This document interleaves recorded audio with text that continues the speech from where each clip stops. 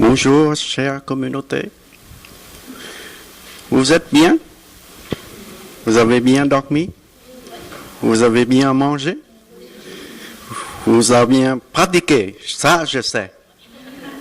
Parce que nous avons parlé un petit peu entre enseignants et puis on se dit, ah, cette retraite, les gens pratiquent tellement bien. Et le vendredi soir, on pense qu'on a déjà passé une semaine. Vous voyez l'énergie juste après une journée est réellement concentrée, déposée, relaxée. Alors, on est prêt pour le discours du Dharma, n'est-ce pas? Alors, hier, une question s'est posée pour moi et je n'ai pas eu le temps de répondre. Je ne vais pas le répondre aujourd'hui, mais je vais répondre pour notre frère dont le nom du Dharma c'est Chân An Đức, c'est la vraie vertu qui amène la paix. Alors c'est son nom du Dharma. Pour présenter un petit peu de parcours, c'est de son corps, il est plus âgé que moi. Je parle de son corps parce que de son esprit, il est beaucoup plus jeune que moi. Et souvent, je dis qu'il est ingénu. Mais fais attention, ingénu dans le sens de candide, mais attention, candide mais pas naïve. Alors, hier, on a parlé des 51 formations mentales et je n'arrive pas à trouver un mot, un vocabulaire en français réellement d'écrire la formation mentale ou la formation de son caractère. Parce que notre frère qui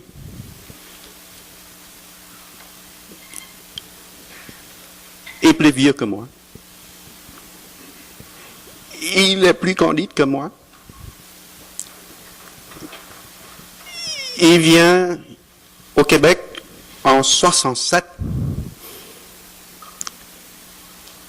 et il est plus québécois que moi. J'explique. Tandis que moi, j'arrivais en 70, moins de temps.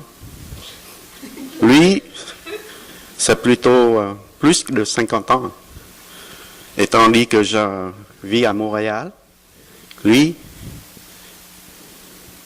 il a fini ses études à l'Université de Laval, en scientifique, en physique, mais il vit à Drummondville, alors dans le cœur du Québec. Et il est plus québécois que moi, je vous assure, parce que dans ses expressions, dans ses... il connaît les habitudes. Tout le monde passe par Drummondville, entre Montréal. Maintenant, j'arrivais ici. Ah, ça c'est. Moi, j'arrivais. On fondait, moi et mon frère Claude, on commençait le village des Érables avec d'autres amis en 85. Mais qui arrivait pas très longtemps. Après ça, c'est en 1992. Et par hasard. En fait, c'est pas par hasard. C'est le Dalai Lama qui l'a envoyé. Parce que le Dalai Lama, il arrivait à Montréal et puis il donnait une conférence à l'Oratoire Saint-Joseph. À ce moment-là, on organisait une retraite ici, pour Thaï. Et puis on a mis un pamphlet sur chaque voiture à l'Oratoire Saint-Joseph. Et puis, il allait écouter le Dalai Lama et puis il s'est rendu ici et puis il est coincé ici. Hein? Ouais. Alors,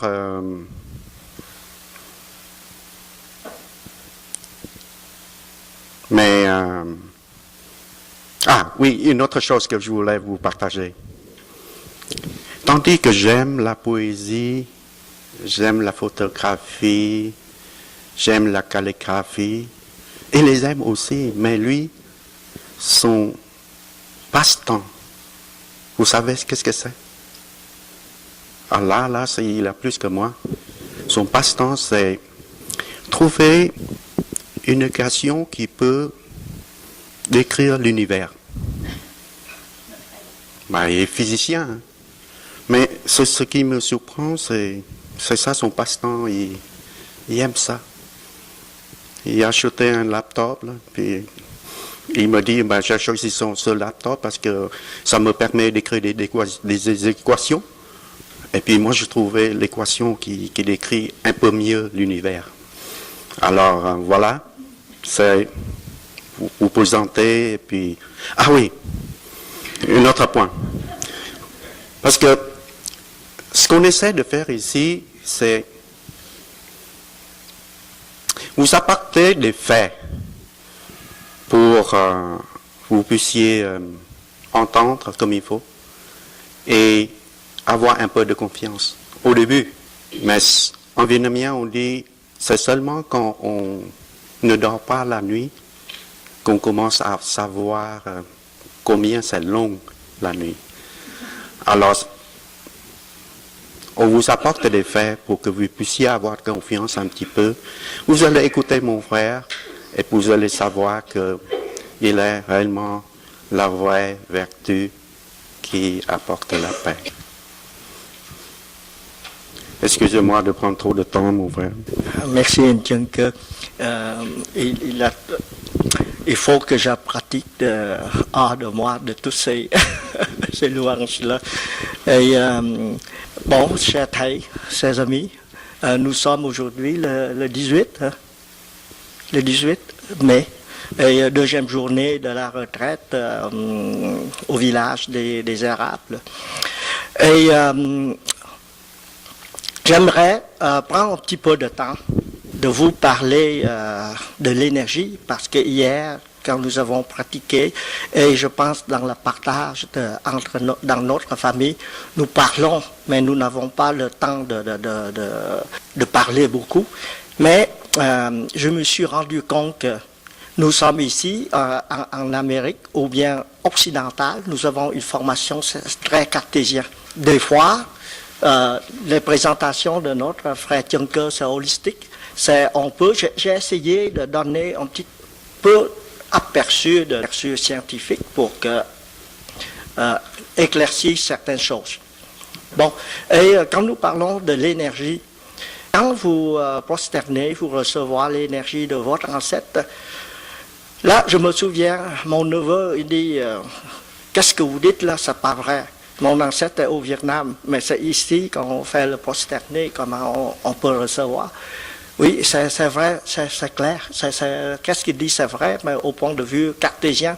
C'est pour ça que je me dis, par rapport à nous autres, quand on reçoit un enseignement vraiment occidental, comment on peut comprendre ces choses-là, ça paraît mystérieux. Mais en fin de compte, quand je vous dis que, parce que nous comprenons le mot énergie, et c'est vraiment de l'énergie, c'est du sucre. C'est vraiment du sucre, de glucose. Vous savez que quand hier, Tien-Ke, oh, excusez-moi, j'ai laissé le schéma de Tien-Ke et mon frère Batin l'a changé.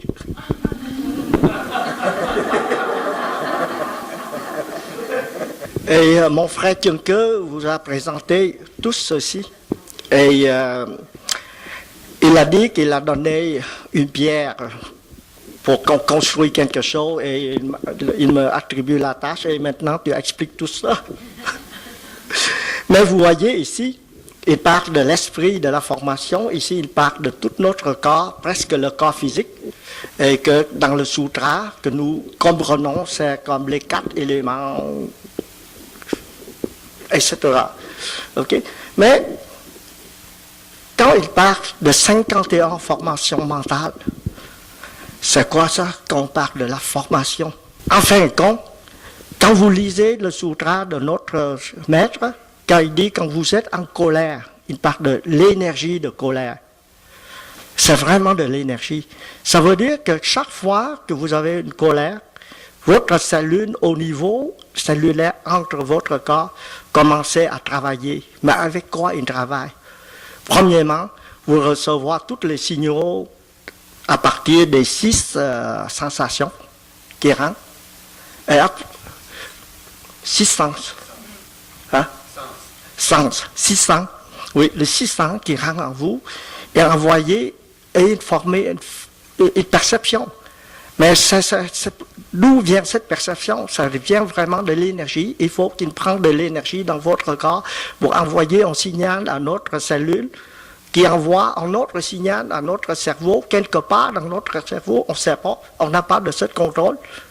Et là, ça dépend où il touche dans le cerveau. Il vous voit envoyer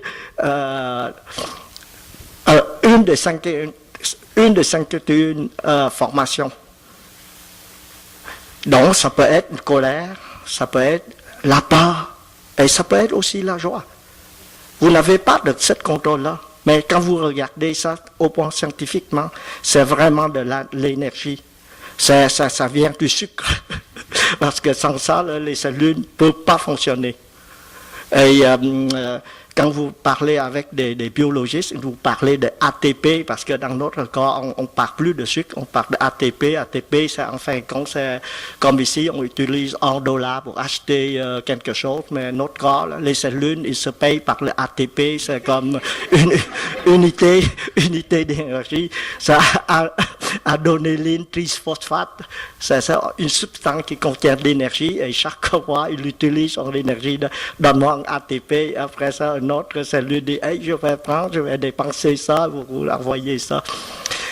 Et vous voyez ça, c'est vraiment de l'énergie. Et ça explique pourquoi on parle de la formation mentale. Et c'est pourquoi, parce que l'énergie, quand on n'a plus d'énergie, il n'existe plus. Ça veut dire que les formations mentales peuvent naître et disparaître. C'est ça à cause de ça. Scientifiquement parlant, c'est ça. Et pour nos confrères et consoeurs qui ont des formations scientifiques, là, soyez sûrs que vous pouvez vérifier dans votre livre. Ça, c'est juste un aspect. Quand je vous explique que c'est énergie, pour vous convaincre que c'est de vraie énergie. Mais pourquoi, des fois, quand nos systèmes reçoivent quelque chose, on se fâche? Et des fois, c'est la même chose pour une autre personne. C'est joyeux. Pourtant, c'est la même. Vous voyez? C'est comme si que quand vous consommez les antidouleurs, les pilules antidouleurs, en fin de compte, nos systèmes, les cellules, il n'y a pas une file qui connecte directement de notre sensor, des capteurs de notre sens jusqu'au cerveau.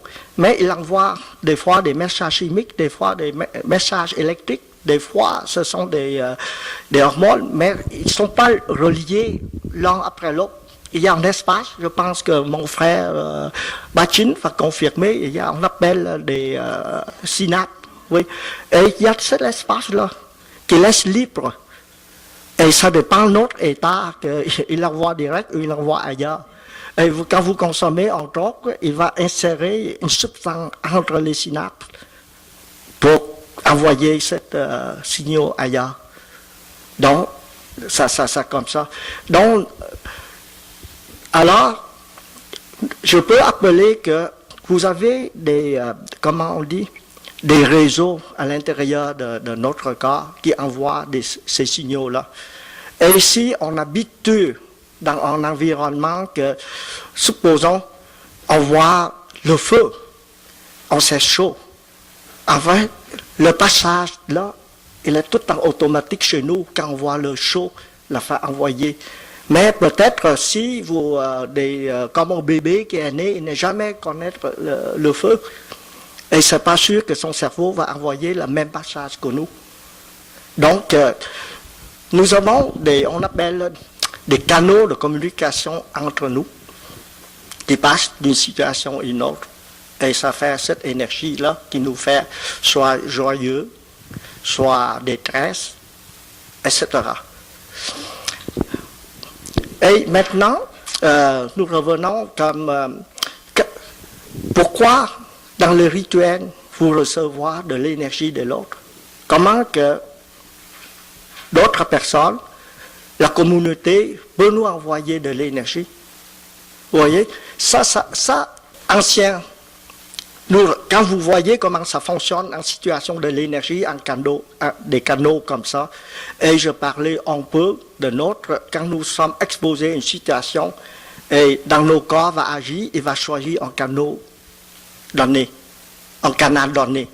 Donc, quand nous sommes, par exemple, quand vous êtes ici, tout l'environnement ici, de pratique des frères et des sœurs, tout là, on appelle, des scientifiques nous appellent des conditions expérimentales. Mais il n'y a pas d'expériment ici, mais ce sont des conditions. Et cette condition-là qui fait que nos sens commencent à capter de manière différente et ils nous envoient de manière différente. Donc, il est important, quand on est dans une communauté, on parle synergie des groupes, etc., ou bien l'énergie de groupe, le support de groupe.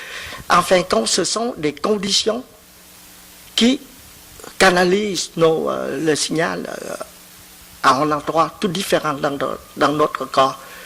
Et ici, quand nous faisons les méditations, nous faisons la respiration, c'est seulement nous pratiquons à notre corps, à notre de bien choisir avec le temps un canal ou bien des canaux qui nous envoient à la paix, à l'harmonie, etc. C'est juste ça. Donc, maintenant, hier, il y a une sœur qui a demandé si on ne veut pas le recevoir, mais c'est vrai, si on n'est pas en esprit ouvert et nous ne sommes pas ouverts à des conditions autour de nous, et c'est sûr qu'il n'y a pas ça ne fonctionne pas de même. Donc, il faut avoir un esprit ouvert pour recevoir ces signaux-là. Probablement, vous trouvez que c'est bizarre que nous parlons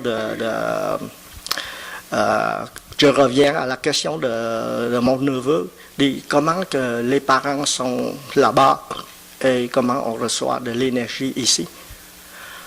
Bon, c'est heureusement, il étudie la biologie. Je lui demandais de voir tel chapitre, mais enfin... Mais il ne comprend pas, mais je vous donne une image assez simple pour que vous voyez comme ça. Nous sommes tous codés par ADN, vous savez. À partir de 1953, les deux vecteurs ADN, nous savons qu'on est tous codés dedans. Et le chromosome qui tout codé ça, qui tout le code dedans, il a tout replié ensemble, c'est une coite très petite. Maintenant, je lui dis, dans le livre, je dis, maintenant vous voulez étirer cet ADN. Okay? Si cet ADN, le double hélice, là, que vous voyez, le double hélice, il a de diamètre dans le cheveu. Quand vous l'étirez, c'est 3 km. C'est la longueur. C'est 3 km. Si le cheveu, et il a tout comprimé dans chaque cellule. Mais, des choses aussi bizarres que seulement 15% de ces côtes-là qui nous fait. Ça veut dire que si on tirait ici, là, du village jusqu'à l'entrée de l'autoroute, ok, c'est à peu près 3 km, qui est utile pour nous, c'est juste d'ici jusqu'à l'entrée du village. Le reste, c'est quoi? Tout le reste, c'est quoi? Et ça prend des anthropologues et dit, le reste, c'est notre héritage de l'espèce Homo sapiens. Vous imaginez, c'est notre ancêtre, c'est jusqu'à c'est 30 millions d'années. qui est accumulé là, y compris des bactéries. Alors, je vous amène ça pour dire que nous avons un héritage très lourd de passé de notre ancêtre. Et nos ancêtres, présentement, s'est présenté une petite section de qu'est-ce qu'il y a dans notre ADN. Alors, quand vous regardez tout ça, et quand vous externez devant de dire reçoit les ancêtres, c'est juste pour activer la partie de ADN de chez nous qui est oubliée à l'intérieur, qui devient un peu vivant dedans. Et il y a beaucoup de choses que nous avons appris, que nous pouvons apprendre là-dedans. Et vous regardez tout héritage de 30 millions d'années et nos ancêtres, peut-être 2 ou 3 générations. Mettons, chaque génération de 100 ans, on a peut-être 300 ans. Alors, toute la souffrance de nos ancêtres, quand vous regardez, ça signifie rien par rapport à la souffrance de toutes nos espèces humaines, de Homo sapiens. Alors, quand on voit ça, on a la facilité de comprendre nos ancêtres, on a la facilité de l'embrasser. Ça ne sert rien, ça ne signifie rien. Pourquoi on se fasse de nos parents? Il est vraiment victime de notre espèce. Et quand vous regardez dans la lutte de survie de Homo sapiens, là, on passait des airs de glaçage, de tout ça. C'est vraiment... Et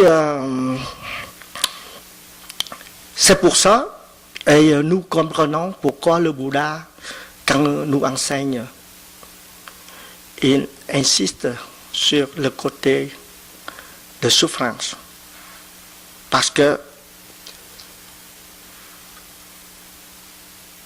inévitablement, nos ancêtres, face à un environnement assez dangereux, qu'on peut dire, beaucoup de prédateurs, et capables de survivre, et après ça, ils dotent un cerveau, et à cause de la cerveau, nous avons des formations mentales.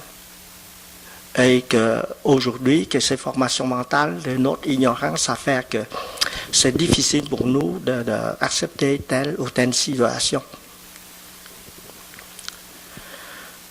Bon, c'est tout ça pour vous dire que des rituels, et quand on parle de l'énergie, c'est de vraie énergie. Mais en fin de compte, je vous demande, est-ce que c'est utile pour nos pratiques? Bon, d'après moi, là, c'est pas très utile pour nos pratiques.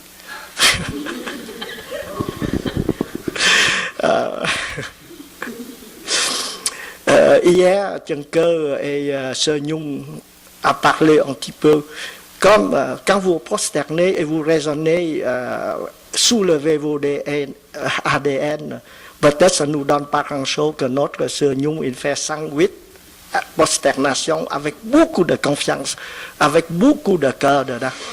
Alors, c'est ça nos pratiques. Nos pratiques, c'est pas juste pour raisonner. Je vous apporter ça, c'est pour aider nos frères et sœurs qui ont comme moi, on a reçu une éducation, une formation trop cartésienne. Des fois, on nous laisse dans les raisonnements. Comme la même chose quand le matin, quand devant notre repas, et vous prenez un orange, vous dites, hey, je prends ça, là, j'ai de vitamine C. Ça ne signifie pas, mais quand vous voyez ça avec la gratitude de tout l'univers, c'est quelque chose qui nous aide beaucoup plus. Alors, en fin de compte, ça, c'est pas vraiment utile. Et on le prend pour qu'on soit, pas de tracas quand nous pratiquons. C'est quand on parle de la forme, de l'énergie, le support de la communauté, vous devrez regarder ça réel. c'est pas juste que des choses qui se passent dans le langage ou dans le rituel, mais c'est des choses réelles et qui est vraiment possible. Et il s'agit que nous laissons de côté le raisonnement et accepter tout ça. Ça va nous aider.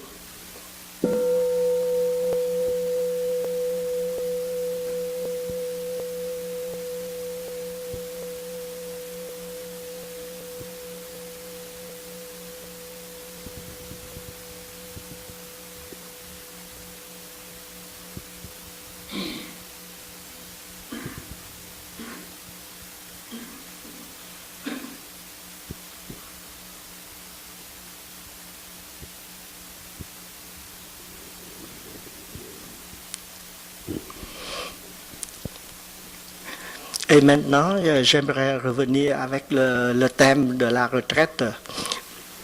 On parle harmonie, c'est choix et paix dans le monde. Et vous voyez, mon frère Claude, à l'orientation, il a soulevé, il dit ça vient de Gata, de moines de village de Prunier. C'est comme ça, Claude? Oui, des moines de Prunier. Et quand vous regardez ce Gata, et je suis d'avis de Claude, c'est très subjectif. Qu'est-ce que c'est la harmonie? Chaque personne, il y a une façon de voir l'harmonie très différente. Et notre maître, il est un poète et il est maître de zen. En plus, il aime ça jongler avec les mots. Donc, quand vous lisez ça, quand vous regardez, c'est impossible qu'il laisse échapper une phrase comme ça. Et il nous fait pratiquer beaucoup. Il ne faut pas le prendre sur le mot. Mais il y a beaucoup de choses qui vont pas bien dans ces deux cas-là. Premièrement, là, le Bouddha, quand vous lisez les sutras de Bouddha, le Bouddha, quand il parle quelque chose, il parle de manière très claire. Très, très, très claire. On ne peut pas comprendre deux choses différentes. Parce que normalement, il parle le contraire des choses. Comme exemple, il dit bhikkhu, qu'est-ce que c'est impur? Après ça, il dit il raconte tout. Et après ça, il dit bhikkhu, voilà, c'est la pureté. Quand vous lisez le sutra attentivement, vous ne pouvez pas comprendre autrement, comme on dit, que de s'en faire des idées là-dessus. Mais notre maître, quand il dit harmonie, en partant, c'est choquant pour moi parce que c'est quoi harmonie? On joue la musique, on est capable de raccorder, mais en nous, comment on raccorde? On raccordait en des organes qui fonctionnent mal. Je ne sais pas. C'est capable de prendre son métronome et raccorde, mais nous on ne raccorde jamais. Et je prends comme une sorte je vais aller demander à Google, je fais la méthode de Bouddha. Je demande, c'est quoi? Pas de harmonie. Il va sortir beaucoup de choses. Et ça marche pas.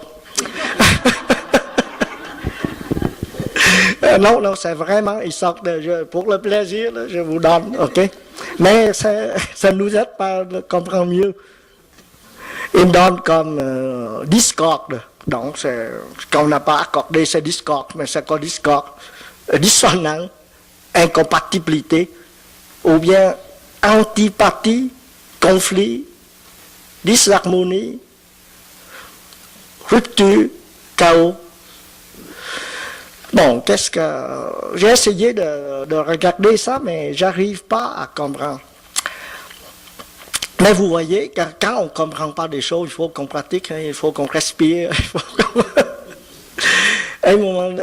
Mais qu'est-ce qu'ils me disent là? Il faut revenir à l'essentiel, à l'enseignement de Bouddha. Parce qu'il y a un moment donné, je tombé sur un sutra, il y a un Brahman qui demande un sutra au Bouddha, et c'est quoi Nirvana? C'est exactement là, harmonie. Nirvana, harmonie, ça dit. Et l'Ubara répond, c'est tout simplement, j'ai dit, je ne vais jamais vous enseigner ça, je vais vous enseigner la souffrance, l'origine de la souffrance, cessation de la souffrance et nirvana. Bon, revenons à la souffrance et oublions le mot harmonie en soi. Et là, le cas de notre Chunke. Et hier, il vous fait appel à la présence. Et il est appelé lui, il prend le rôle d'un instituteur ou un professeur, un maître d'école, et quand il vous appelle présence. Après ça, il vous laisse. Mais lui, qu'est-ce qu'il pense? On ne sait pas. Et maintenant, nous appelons notre corps. Il dit poumon. Il dit présent.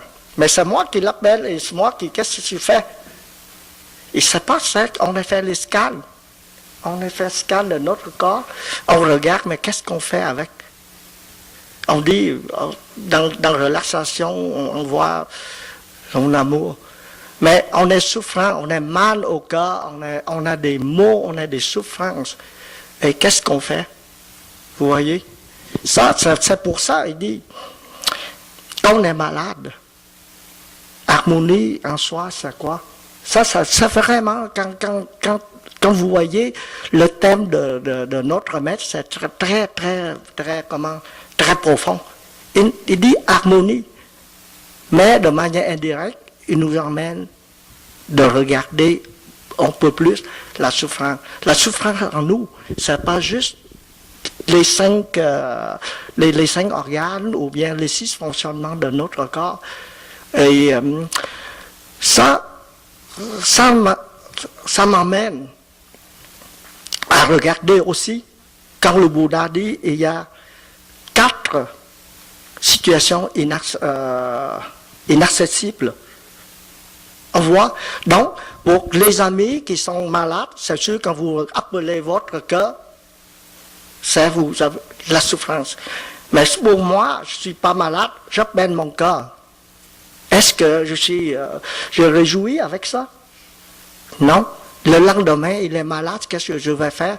Donc, j'ai harmonie maintenant, et après ça, je n'ai plus d'harmonie. Ce n'est pas le but de notre pratique. Notre pratique, on est joyeux, et après ça, on souffre, ou l'inverse, c'est pas ça la pratique du tout. Donc, le Bouddha, il a bien dit, là, on a 4 situations inaccessibles. On peut être toujours jeune. Jamais être jeune. Bon, un jour, mon cœur souffle, un jour, mon poumon souffle. Je suis conscient de ça. On ne peut pas être toujours en bonne santé. C'est impossible, être en bonne santé. Peu importe le soin que vous demandez de Madame Young de faire des repas de santé, mais tôt ou tard, nos cellules se fatiguent et il est malade. Et on ne peut pas être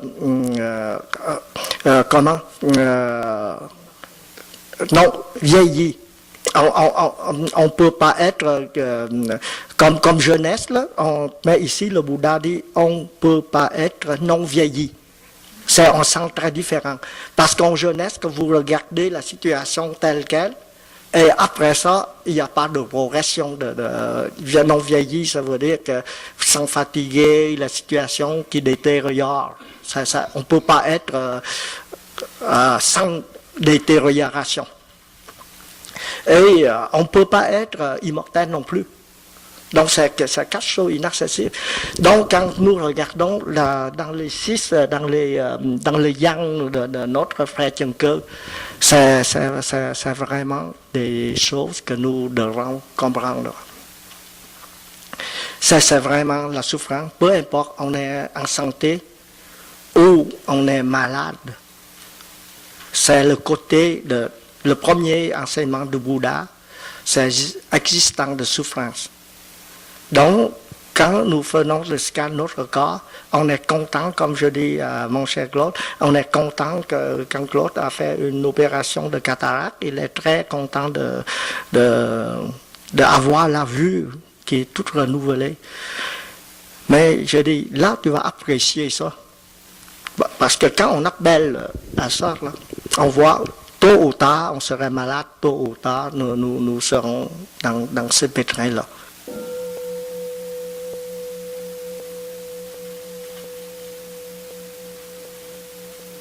Et maintenant, regardons un peu de plus près du tableau, le tableau de notre frère Tchenke. Et vous voyez notre corps physique, c'est comme ça. Notre corps physique, qui comprend, c'est sensorial, ça. Mais le médecine occidentale, on a l'habitude de regarder la maladie de manière analytique. Ça veut dire si vous avez mal, vous avez un déficient de cœur, il va regarder c'est quoi, il essaye de vous enlever le cœur. Ou bien de donner... on fait un rêve. Oui, remplacer.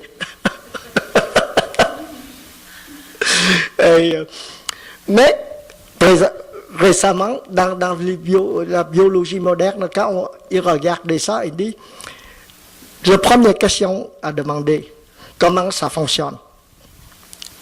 Avec quoi ça fonctionne? Tout à l'heure, je vous dis que ça prend de l'énergie, ça prend de la nourriture. Mais on s'est rendu compte que quand vous donnez la nourriture à notre corps qui compose avec ça, on ne peut pas vivre. On ne peut pas vivre. Ça prend le microbiote. La nourriture que nous consommons, passée par le microbiote, il transforme la nourriture en des substances que le corps est capable d'utiliser. Et même, on ne peut pas faire énergie non plus. Il y a des maladies qui s'appellent déficients de mitochondrie. Mitochondrie, c'est un organelle dans chaque cellule à nous, à peu près 2000 organelles comme ça. C'est lui qui fabrique, tout à l'heure, je vous dis, de ATP. Mais si vous n'avez pas ça, là, vous n'avez pas de ATP, vous n'avez pas de monnaie pour dépenser dans votre vie. Et le mitochondrie, c'est une bactérie qui est extérieure de nous. Et il a capturé, c'est ça, Badiou? Comment on appelle,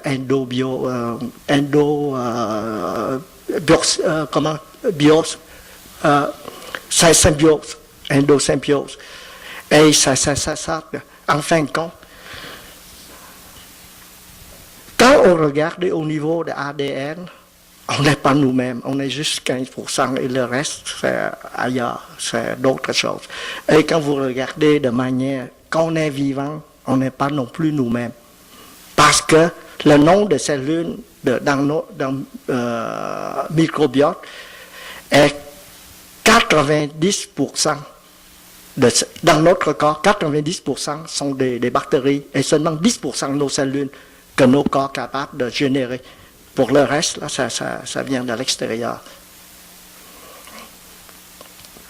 Donc, ça arrive à dire, quand vous regardez tout ça, des fois, quand on est malade, qu'on a souffrance, on prend, je souffre, je suis malade, j'ai de la peine. Mais cette peine-là, c'est une peine très universelle. Mais la maladie, c'est pas nous-mêmes, c'est tous nos ancêtres qui ont cette maladie et maintenant nous supportons cette corps-là et cette corps-là qui marche pas bien. Il faut qu'on reconnaisse cette situation-là. Et il y a un sutra qui est très long que le Bouddha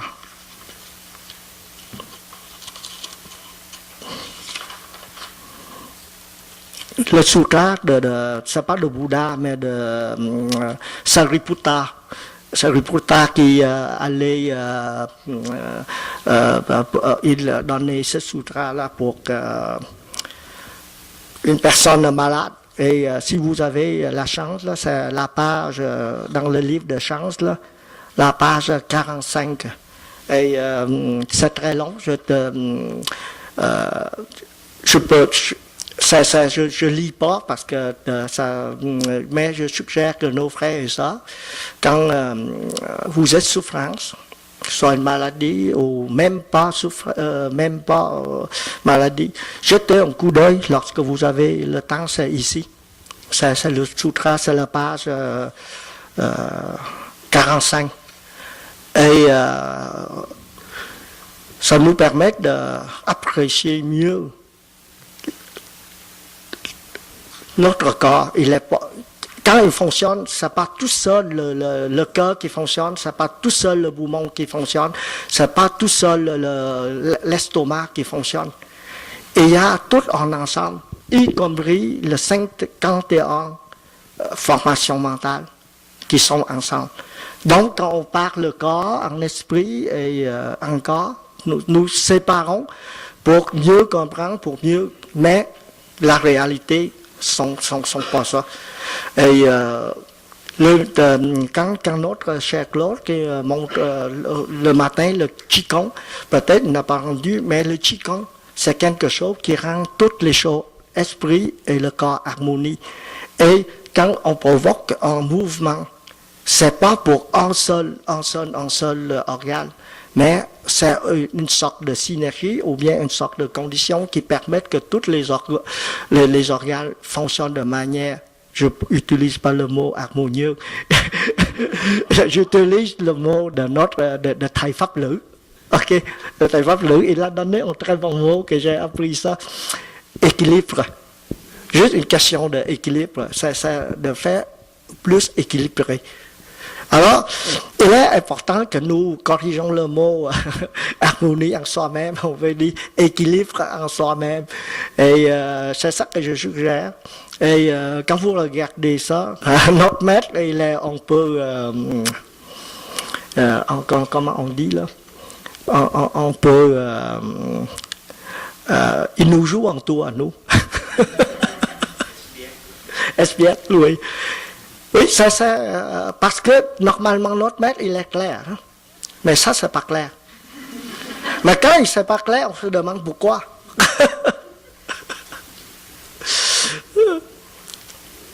Et en plus de ça, en vietnamien c'est un peu plus clair, mais c'est pas dans le même sens.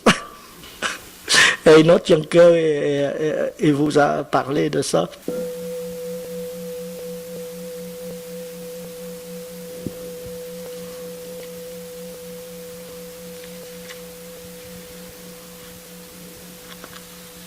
Donc, nous pouvons la deuxième partie de notre maître, là, c'est la paix dans le monde. Mais est-ce que quand on est correct, ça implique le monde, la paix dans le monde, ou parce que le monde est paisible, on est correct? C'est tout possible, comme par exemple nous autres, des Vietnamiens, au Vietnam, il y a la guerre, on n'a pas, comme vous dites, nous n'avons pas l'occasion, ou bien l'environnement n'est pas là pour bien pratiquer comme ici. Ici, on a toutes les conditions. Donc, on peut dire, le monde est paix et on est paisible aussi. Il faut voir de ces deux côtés-là. C'est parce que nous, on est en harmonie, que le monde est paisible. Vous voyez, il y a une relation très très intime, exactement comme la relation entre nos corps et esprits et avec le monde extérieur. Parce qu'il n'y a pas de monde extérieur. Nos 500 ne reçoivent rien. Et nos 500 ne reçoivent rien. On n'a pas les 51 formations. Et notre corps, c'est sûr qu'il ne peut pas vivre. Donc, il y a beaucoup tout en ensemble. Et même, on regarde notre corps individuel, c'est déjà en ensemble. Et quand nous regardons que nous sommes en communauté, si on prenons le mot plus rang, en espèce de homo sapiens, on est beaucoup plus reliés ensemble. on a toutes les relations ensemble. Et cette relation-là, comment si on dit, c'est quoi l'harmonie de ce monde-là? Ou c'est quoi la paix dans ce monde-là? C'est presque utopique pour nous, parce que, vous voyez, là, quand on est Sri Lanka, que la nouvelle, il fait des pompes, okay? Et le gouvernement décide de donner une loi qu'on ne peut pas couvrir le visage dans le milieu public. Et après ça, les musulmans disent, est-ce que tu nous vises? Mais le gouvernement, quand il donne en ça, c'est pour la sécurité de la société. Il dit maintenant, en public, il ne faut pas couvrir. Mais comme au Québec, dans le temps des moments donnés, le vote, on dit, vous ne pouvez pas aller voter avec le couvert. Mais ça vise personne. Les formations mentales est là, et tout en entier, tout un groupe est là. Et Colombie-Britannique, et le gouvernement provincial accède le droit linguistique à des groupes minorités francophones. C'est vraiment une ouverture de l'esprit que ce gouvernement a fait. Et c'est le monde, c'est plein des conflits, c'est exactement comme comme je regarde dans le dictionnaire que le contraire d'harmonie, c'est des conflits. Bon, mais si nous regardons de manière analytique, il y a des conflits d'ordre fonctionnel. Comme on est dans un groupe, et toi tu fonctionnes de même, et moi je fonctionne autrement. Et comme dans les régimes communistes, on veut que tout le monde fonctionne la même. Et c'est très bizarre. J'ai j'ai une nièce qui présentement elle a 7 ans. Je l'ai connue quand elle est née, et j'ai déjà emmené comment prendre mes bras, marcher. Et elle était tellement, la jeunesse, là, c'est très beau. Il parle de manière très peu. Mais quand l'an dernier, quand je suis revenu, elle a déjà allé à l'école. Non, c'est plus pareil. Elle parle comme tout le monde, comme toutes les autres. Ils sont, il y a un moule, ok, qui font de ça. Et fonctionnalité, tu dois être comme ça. Si tu ne dois pas être comme ça, c'est incompatible. C'est discorde, on dit là, comme on doit accorder. Ça, nous comprenons. Cette sorte de discorde-là, et quand nous regardons dans nos pratiques, pourquoi il y a le discorde? C'est parce que, on dit ignorance. Parce que on ignore qu'il y a d'autres choses. Ça veut dire qu'on n'a pas assez de tolérance non plus pour mettre autre chose. Et ça c'est une partie qui vient de cette situation-là. Et d'autres situations de discorde que je trouvais, c'est antipathie, conflit ou disharmonie. Quand on fait tout ça, là, c'est parce que nos égos est très, très grand. Oui. Ça vient de là, tout dedans.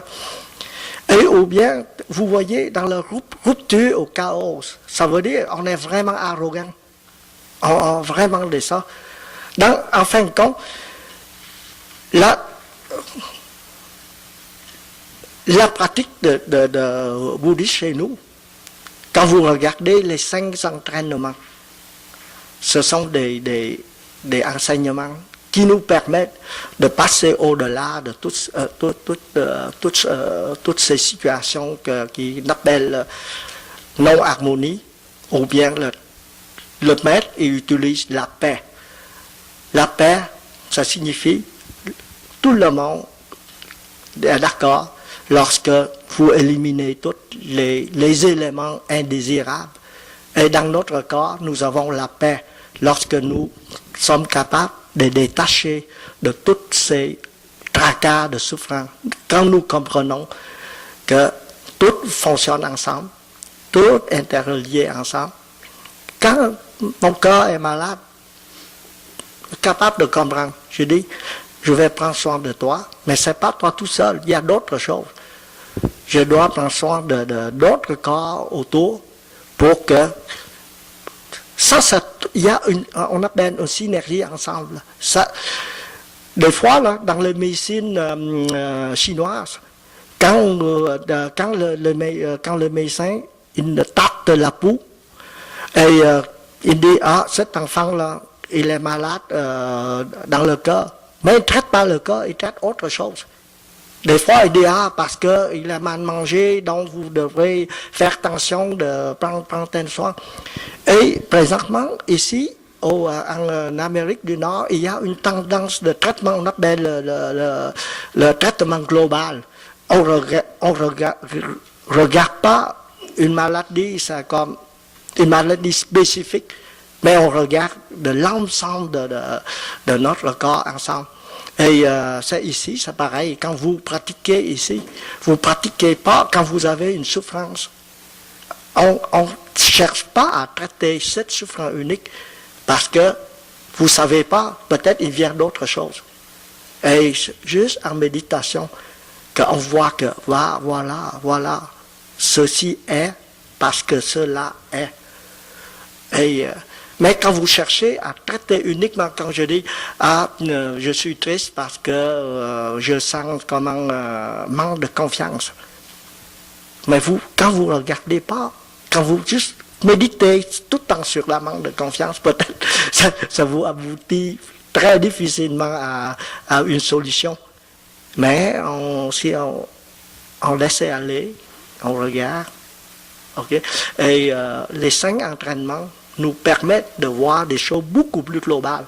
En fait, quand j'ai essayé de lire les 5 entraînements dans le temps de Bouddha et les 5 entraînements que Thay écrit, c'est pas tellement différent parce que Bouddha, à plusieurs reprises, il enseigne les 5 entraînements, mais à chaque fois, c'est très différent. Quand il enseigne son fils, c'est différent. Quand il s'en fait Amanda, c'est différent. Quand on enseigne en voleur, c'est très différent.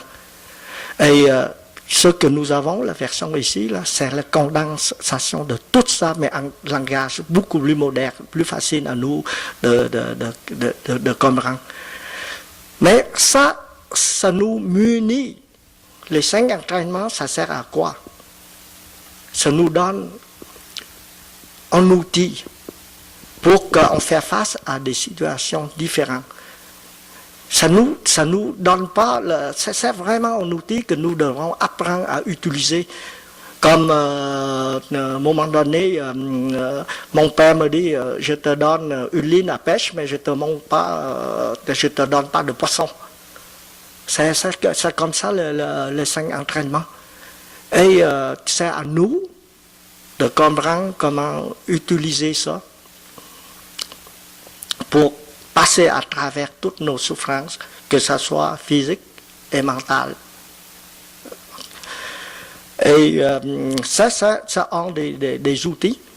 Et, mais quand on est malade, quand on est vraiment dans une situation de maladie, comment nous pratiquons pour revenir à cette harmonie, ça veut dire cet équilibre-là.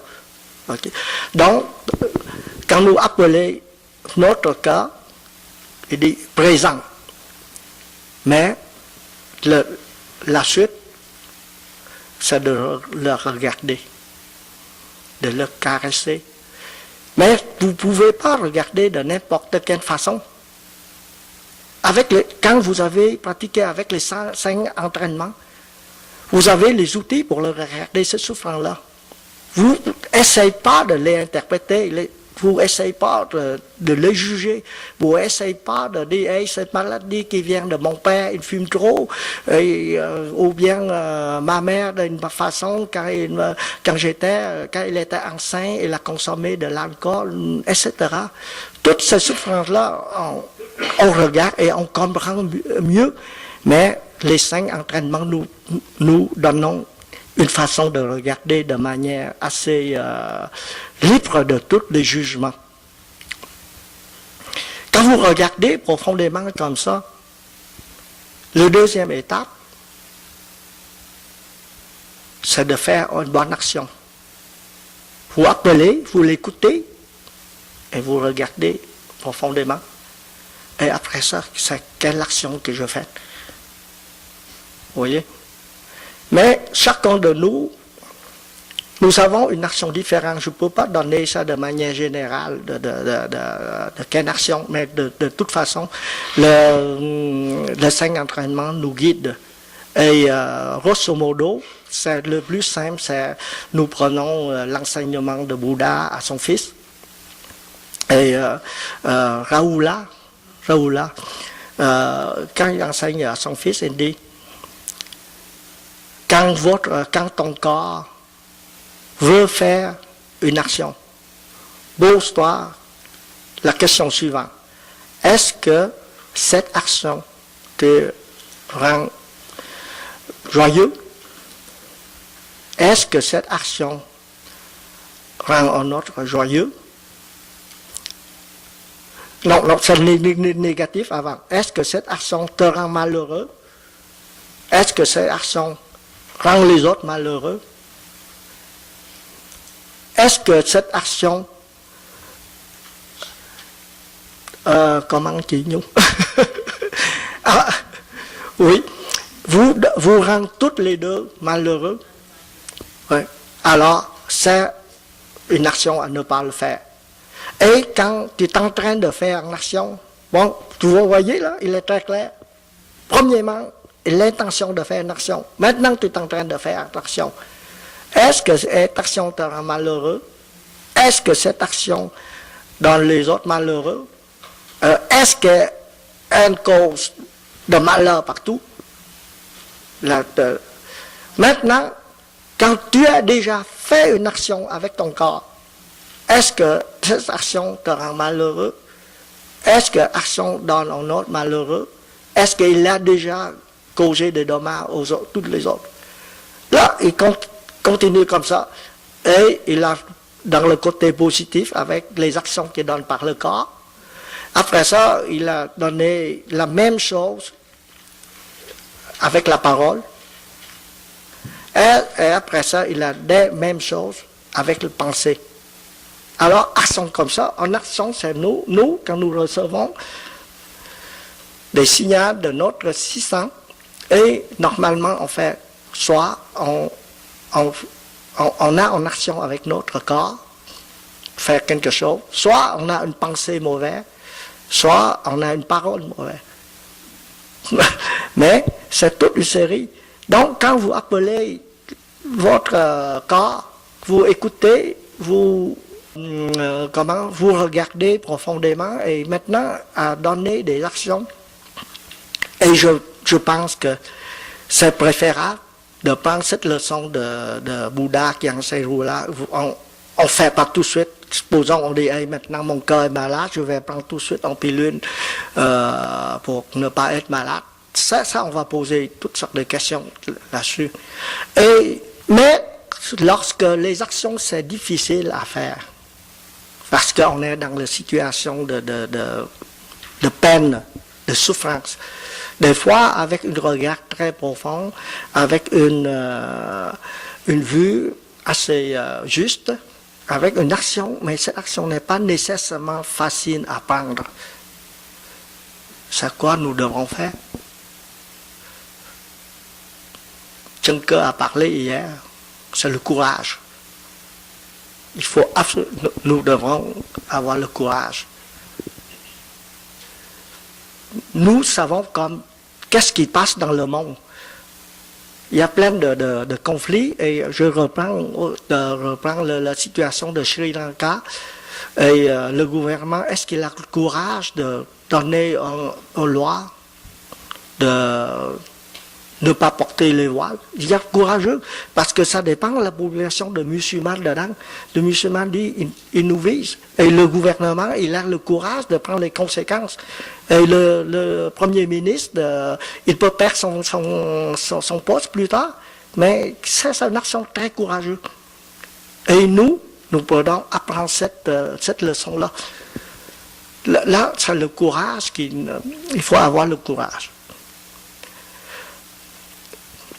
Et le cinquième chose, c'est des fois, on n'est pas capable de faire cette action-là. On devrait demander de l'aide. C'est pas, il faut dire que notre capacité est aussi limitée. C'est pas capable de résoudre toutes les choses. Et quand on a une souffrance, des fois, on n'est pas capable. Il faut être courageux, aller chez un sangha, être courageux de présenter notre souffrance. Il y a des amis qui nous aident. Et il faut respecter l'aide des autres. Il faut le respecter. Quand vous demandez l'aide, et après ça, vous tournez de bord, vous faites des choses que vous voulez, ça n'est pas du tout dans le sens de Bouddha, parce qu'on a assumé qu'on a tout écouté, on a un regard profond, et on a posé des actions et dedans. C'est ça, toutes les enseignements. Et ce matin, nous avons l'occasion d'écouter l'évocation des bodhisattvas. Mais la première qualité de Bouddha, c'est le sattva Avalokiteshvara. On écoute. On écoute au-delà. Et surtout, c'est difficile d'écouter soi-même. Quand on écoute nous-mêmes, on a l'intention de nous protéger. Donc, c'est très difficile d'écouter nous-mêmes et d'écouter les autres parler de nous. C'est très difficile. Et donc, la pratique de l'écoute, c'est quelque chose que nous pouvons pratiquer. Mais pour être capable de faire ça, je reviens encore, c'est les 5 entraînements qui nous préparent pour écouter. C'est Avalokiteshvara. Et après ça, vous avez Manjushri. C'est un regard très profond, sans juger. Et comme quand je regarde mes ancêtres, il a fait beaucoup de peine. Il n'a pas l'argent. Le Vietnam, dans notre temps, on est pauvre. Hein? Et je ne peux pas dire, je n'ai pas reçu, quand j'étais jeune, j'aime beaucoup le violon et mon père n'a pas l'argent pour me donner. Et je ne peux pas regarder, maintenant je dis, hey, je ne peux pas jouer le violon, je devrais me compter avec une petite mandoline. Là. Ça ne c'est pas des choses, ça. Et de regarder sans jugement. On est capable de regarder tous nos passés, tous nos ancêtres, tout ce qui est passé, toutes nos souffrances. Sans juger. Et après ça, vous avez Samantabhadra, c'est celui qui apporte des actions. Ok? Et Stigarbha, c'est le courage. Il regarde au fond de toutes les misères, de toutes les ténèbres. Et les ténèbres ici, ça parle peut-être en nous-mêmes. Il y a des choses, c'est quand on fouille, on a toute une histoire de Homo sapiens, là, inquiétez-vous pas, il y a plein de choses qui... Oui, il faut avoir le courage. Et ça Pariputta. C'est exactement ça.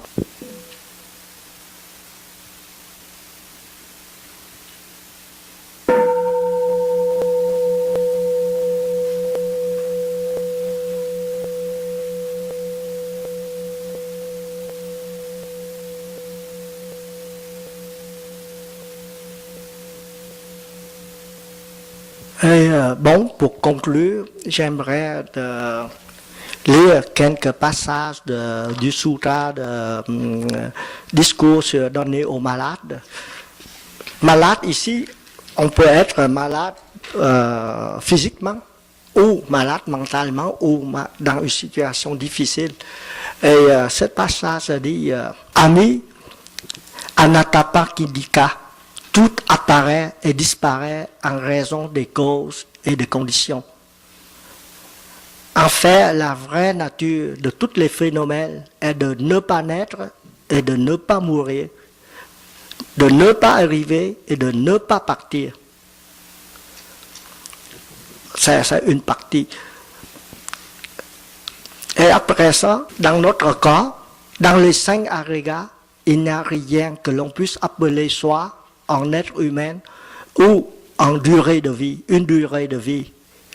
L'ignorance, c'est l'incapacité à voir cette vérité. Ça, c'est quelque chose que je pense que ça conclut le thème harmonie en soi-même et paix dans le monde. Et quand vous regardez ça, c'est harmonie en soi-même, et paix dans le monde, c'est dans ces 2 sutras-là. Et si on a souffrance, il faut qu'on est capable de lire les choses et on est capable de voir que ce corps n'est pas, c'est pas à moi, il est à toutes les... c'est un peu difficile parce que c'est vraiment quand nous avons des amis et moi-même, quand ma femme décède, c'est très difficile. C'est facile, ça, mais c'est lorsque vous êtes malade. Et j'ai de la compassion avec nos frères et nos sœurs qui atteignent des maladies incurables. Et c'est pas facile de regarder le thème de taille. Et nous devons aller à l'essentiel de regarder à travers la souffrance. Nous avons le temps pour des questions. Oui, M. Paul. Alors, l'harmonie en soi, c'est plus l'équilibre. C'est l'équilibre toujours de la vie mondiale, ce que je comprends. Oui. La paix dans le monde, ça commence ici, là. Oui. En regardant, en écoutant profondément les gens autour, en écoutant d'abord soi. Paix dans le monde, moi, c'est comme... J'ai plus beaucoup de parler de guerre, de parler de Sri Lanka, je n'écoute plus pratiquement les nouvelles, parce que j'entretiens le mal-être ici. Alors, en entretenant à Sangha, à chaque semaine chez moi, ici, pendant 4 jours, c'est ici que ça se passe. C'est pas nécessairement, et c'est pas nécessairement positif, c'est de tout qui se passe, tout ce qui est, tout ce qui n'est pas, ça me parle beaucoup. Dans le sens, la paix dans le monde, c'est ici maintenant. C'est pas une question, c'est juste une constatation que je fais. C'est... Je ne veux pas dire que je m'en fous de ce qui se passe à l'autre bout de la planète. Mais j'ai l'impression, tantôt, vous parlez du Vietnam, on parlait souvent, en Orient, c'est pas comme ici. Et là, j'entends qu'on est beaucoup mieux placé en Occident parce qu'il n'y a pas de guerre. On a toutes les conditions, en fait, pour se réunir, pour s'aimer, pour s'apprécier. Et moi, ce qui monte, c'est à travers la souffrance. C'est un tout. Ce qui est, ce qui n'est pas. Je ne sais pas comment dire. C'est comme un constat que je fais avec ce que je viens de vous dire. Ça commence ici, ça commence ici, ça commence là, ça commence là. Et ça se continue en méditant ensemble, en lisant un amour global. Moi, je suis fatigué. J'ai de la difficulté à vous écouter. Et si je reste présent à toute la globalité, et j'aime le mot entraide. Que tu viens juste de compléter. Et ce que je voyais hier chez moi, en arrivant ici, mon accès au courage qui manque. Il manque parce que j'ai probablement dans une formation mentale.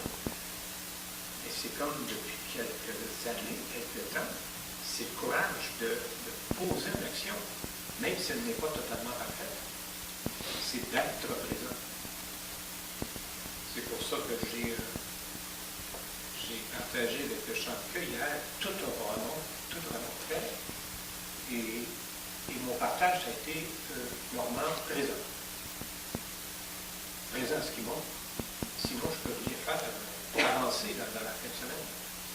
Si je ne laisse pas monter, je ne regarde pas la souffrance.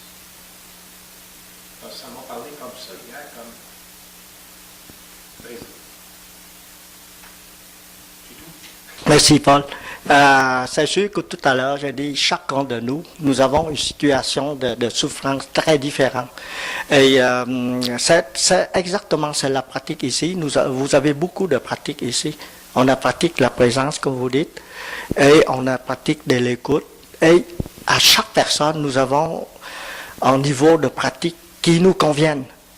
Mais grâce à la communauté que vous pouvez faire ça. Et tout à l'heure, comme je dis, ici, il n'y a pas de normes qu'on doit fabriquer de telle façon, de telle façon, de telle façon. Non, on est très libre. Même le rituel, comme on a parlé hier, on est libre de s'exprimer. Le point, comme vous dites, là, c'est d'équilibre. C'est juste ça. Merci beaucoup pour votre... On a toujours tendance à se comparer. Moi, c'est effrayant, la vie avant et la vie après. Quand j'entends les ancêtres, puis etc., des millions, j'ai lu un reportage, je ne sais pas ça fait combien de temps, j'ai entendu un reportage que les médecins ne s'occupent pas, ouais, c'est ça, ils s'occupaient seulement, dernièrement, 5, 10 ans, 2 ans, je ne sais pas, je n'ai pas entendu, mais de 2% de ce qui se passe dans notre ADN. Et là, avec la neuroscience et la physique quantique, on commence à s'occuper du 98% d'autres. Ça fait des centaines, des millénaires qu'on s'occupe du rationnel. Il y aurait 98% de l'ADN qu'on ne connaît pas au niveau scientifique. Je ne sais pas de quand ça date, mais j'ai entendu ça dernièrement. Il y a toute l'énergie qu'on vit ici, que j'appelle du cœur, des chambres, des émotions, qu'on regarde d'une façon différente de scientifique. J'ai cherché, moi, toute ma vie à comprendre, mettre dans une tasse. C'est effrayant, ça va être effrayant. Et là, on se rend après, on est malade dans tes 2 oreilles. Ouais. L'équilibre, c'est de regarder la souffrance. Bon, c'est Nicole. Bonjour. Pour faire un peu du pouce là-dessus, je ne sais pas si j'ai eu une période d'éveil, mais à un moment donné, par rapport à la souffrance, je me disais, est-ce que ça se pourrait, mettons, dans le monde physique qu'on vit, qu'il n'y ait plus de maladie, qu'il n'y ait plus d'épidémie? C'est biologique là, comme constatation, mais c'est qu'on aura un autre problème. Hein? Si il n'y a personne qui meurt, il n'y a personne qui est malade, notre pauvre terre, elle ne pourrait pas supporter ça. Puis ça m'aide à être comme dans un mouvement. Puis d'accepter aussi que, puis justement, à quoi ça sert, ces souffrances-là, bien, moi, je m'en sers. Parce que ça me sert à quelque chose, à comprendre. Peut-être à travailler plus le mental, mais je ne crois pas qu'un jour, il n'y aura plus de guerre, il n'y aura plus de conflit, parce que c'est ça la vie aussi, hein. Les bactéries qui créent des épidémies, ben, eux autres sont pareils. Eux autres sont, ben, il y a un certain déséquilibre, là, mais eux autres sont en croissance, sont en tout cas, en opulence, là, en fait, il y a un déséquilibre. Il y a toujours l'homéostasie, justement, puis l'harmonie, qui tend toujours il y a un équilibre qui bouge, mais en même temps, ça ne pourra jamais être statique, parce que moi, je me dis aussi, quand je vais être morte, là, moi, je vais être parfaite. Mais, ça va être, tu sais, c'est comme un cœur, il n'y a pas de pulsation, tout ça, mais c'est ça un peu la perfection. Puis, bon, c'est un petit peu mon analyse. Vous savez que le Bouddha parle tout le temps de l'impermanence. Alors, c'est sûr que la stabilité, il n'y a jamais parlé dedans.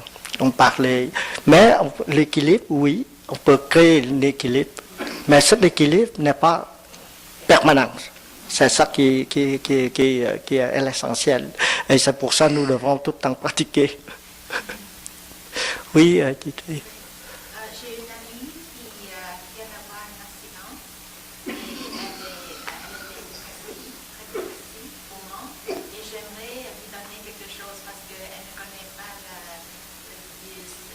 pense que si je pourrais lui offrir quelque chose pour lire, pour avoir un esprit plus léger, ce sera moi comme référence pour aider cette personne. Bon, ça dépend de la personne aussi. J'ai aussi des amis comme ça. Il y a ceux qui apprécient beaucoup ma présence. Je viens le visiter souvent. Et la présence, parce que si pour une personne pratique, et la présence est là, aide beaucoup cette personne-là. Et si la personne désire un petit peu pour passer son temps, moi je donne la plénitude de l'instant. De l'instant, oui. C'est un livre assez facile. Et dans un état d'une personne qui est malade, ça va aider. Je suis capable de dire ça. Mais mon expérience à la présence est très, très, très importante. Oui, Julie. Pour votre discours, j'ai beaucoup apprécié. Vous avez parlé, quand vous mentionnez qu'on peut choisir les formations mentales, on peut choisir un canal. Je voyais ça comme une carte routière. Et avec cette analogie-là, je me demandais comment est-ce qu'on peut, disons, dans une situation difficile au travail, mettre un gros cône orange pour faire en sorte que le canal s'en aille vers le lâcher-prise ou vers autre chose.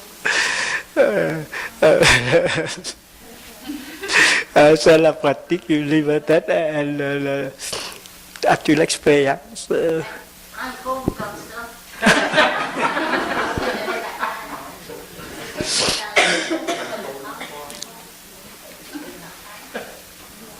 Si vous permettez, mon cher, j'aimerais ajouter un peu d'historique pour ceux qui viennent pour la première fois. Tout à l'heure, dans l'introduction, j'ai dit que notre frère Kei, il venait en 92 ici. En fait, il venait pas seul. Il venait avec son épouse, Lynn. Et certainement, nos membres, nos frères et sœurs de Québec ont connu Lynn parce que Kei et Lynn allaient à Québec pour les soutenir dans les premières années. Ça fait 25 ans, cette année, ça fait 25 ans à Sangha de Québec. Et on a tous connu Lynn à ce moment-là.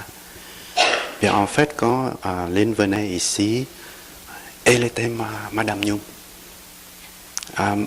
Notre sœur Young était occupée par sa famille, alors elle n'était pas présente à ce moment-là au village.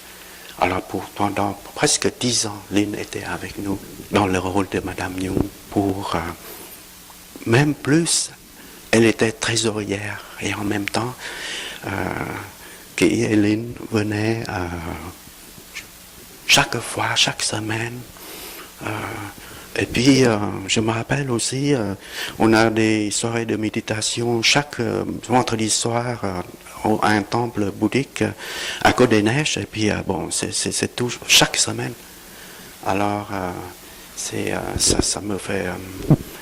Et puis pour savoir regarder la souffrance et puis le décès d'une personne proche, il a de l'expérience. Ben, nous avons tous de l'expérience. Mais ce que je propose, ceci, quand vous avez une personne proche qui a une maladie incurable,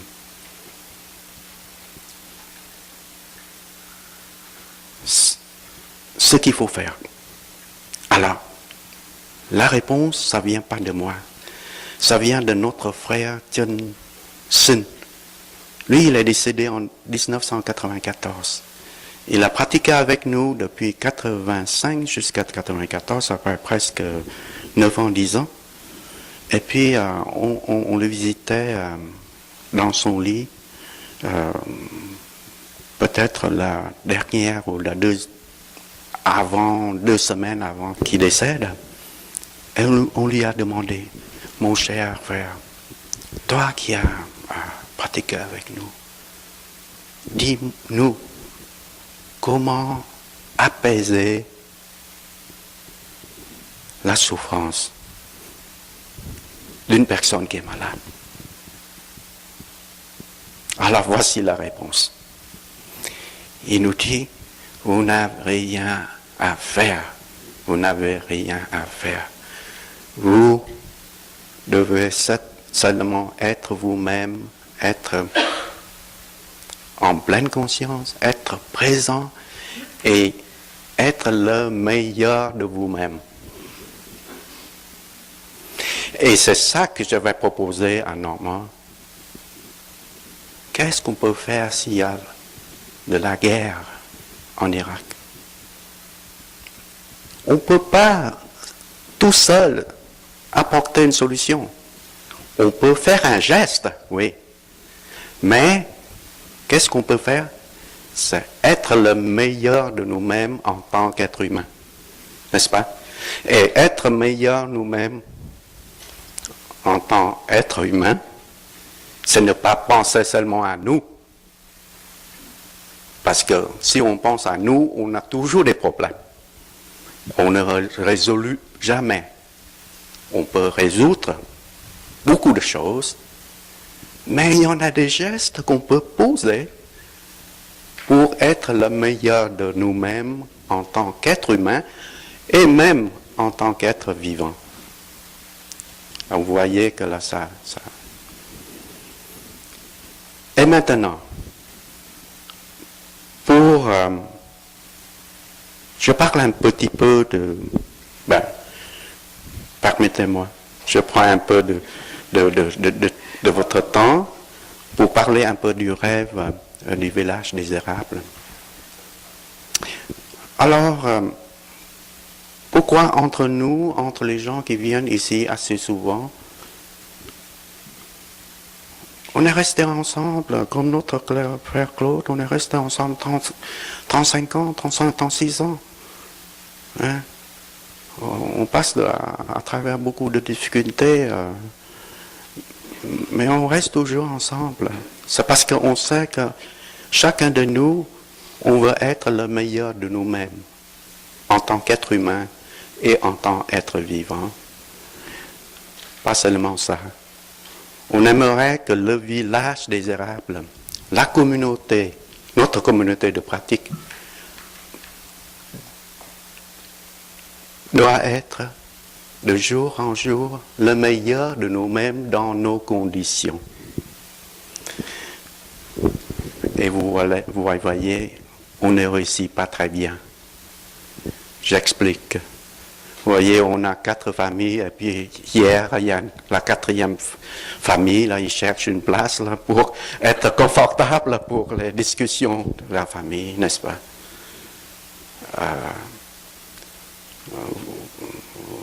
Le confort dans le dortoir, ça fait des années qu'on sait qu'on doit chercher une solution, on cherche une solution, et puis c'est amélioré, mais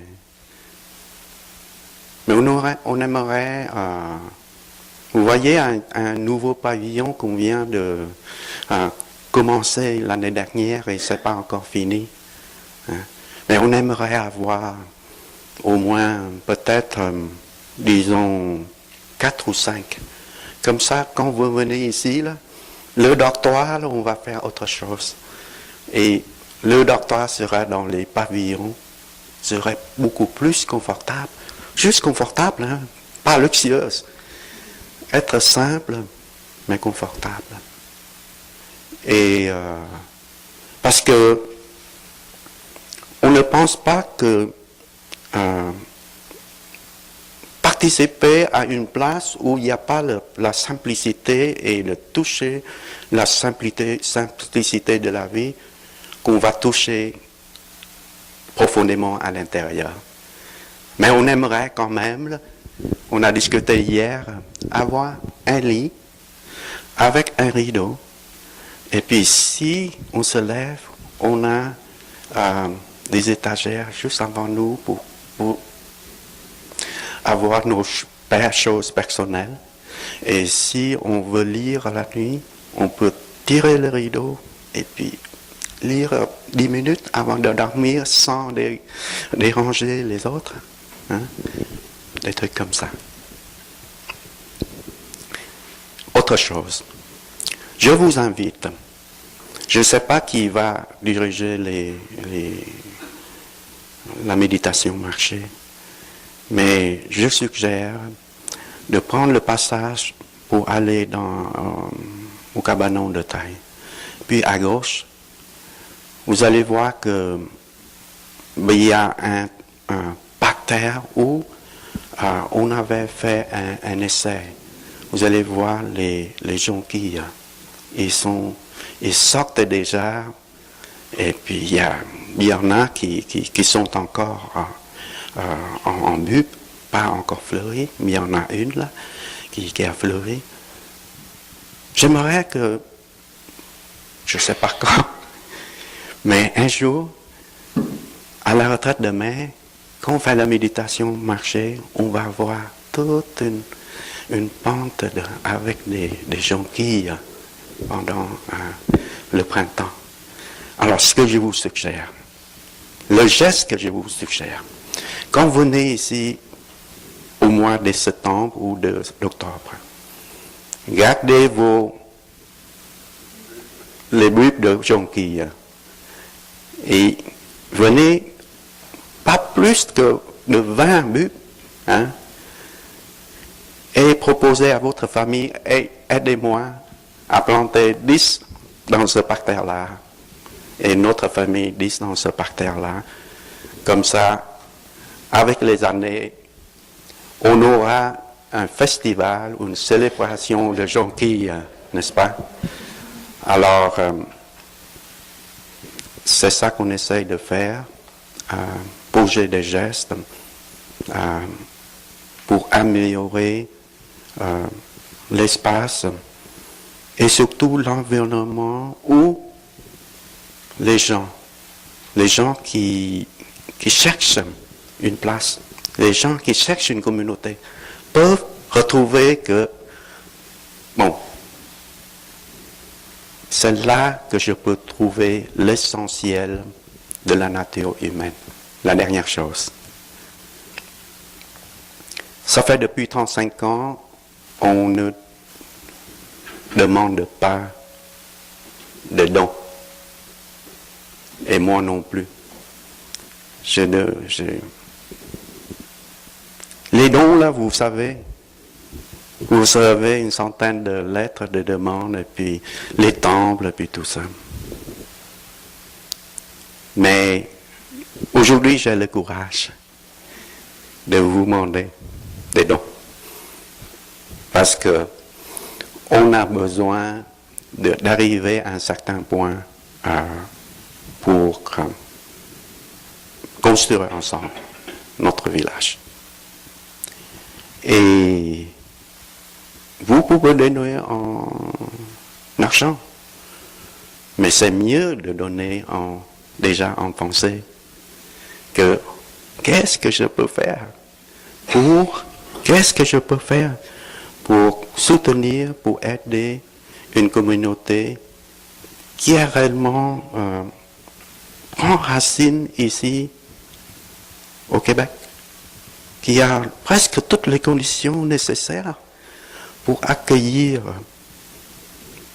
pas toute la société, mais accueillir des gens qui ont les conditions favorables pour venir ici se reposer, se guérir et trouver le bonheur personnel, communautaire et global. Voilà. Est-ce que j'ai assez dit, mon frère Claude? Est-ce qu'on peut vous dire que dans le temps que vous auriez à donner, ça fait 7 ans qu'on vient 2 semaines l'été, et dans lequel on peut contribuer? Ah oui, alors, en plus de donner votre pensée, vous pouvez participer à la corvée. au mois de juillet. Bien. Alors, Pas dernière fin de semaine. alors, vous voyez, Au 29. en fait, vous pensez que vous allez donner, mais en fait, vous allez recevoir. Parce que je peux vous promettre que, en dehors de retraite, c'est la retraite en application. Et c'est la vie et la pratique en application. Et puis on vit en communauté de façon tellement relaxe. Et on apprend beaucoup, beaucoup. Et on a le temps de digérer tout ce qu'on a entendu pendant les retraites. Ben oui, on va demander à notre frère Serge si on pousse pas trop le temps. 2 minutes. Voilà. Excusez-moi, monsieur, mon frère Kei. Je voudrais, dans la suite des idées de notre frère Tchanke, c'est que on lance cette année des activités qui sont vraiment très utiles, très profitables pour le village. Donc, premièrement, la corvée qu'on a déjà parlé. Et parallèlement aux corvées, on a la permaculture. La permaculture, c'est de promouvoir notre jardin, promouvoir notre façon de réaliser notre vœu, notre rêve, c'est de vous nourrir d'une certaine bonne façon, de nourrir par la biologie, l'alimentation biologique, et c'est mieux que ce soit ici parce que vous êtes sûr que c'est biologique. Et nous voulons vous donner une façon de se nourrir sainement, vraiment très sainement et pas beaucoup, assez, mais bonne, saine.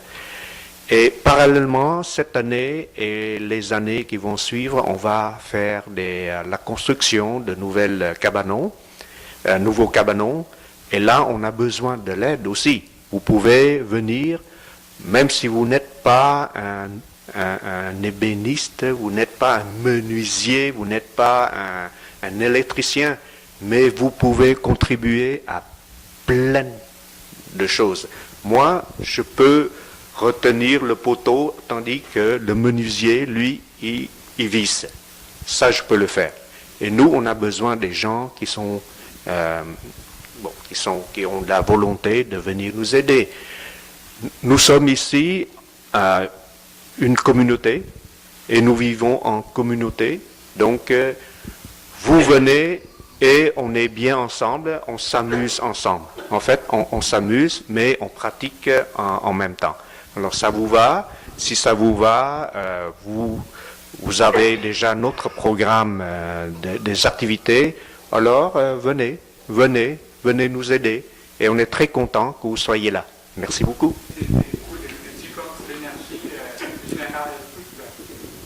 Oui. On va aspirer l'énergie universelle, va vous donner à chacun d'entre vous. Merci. On va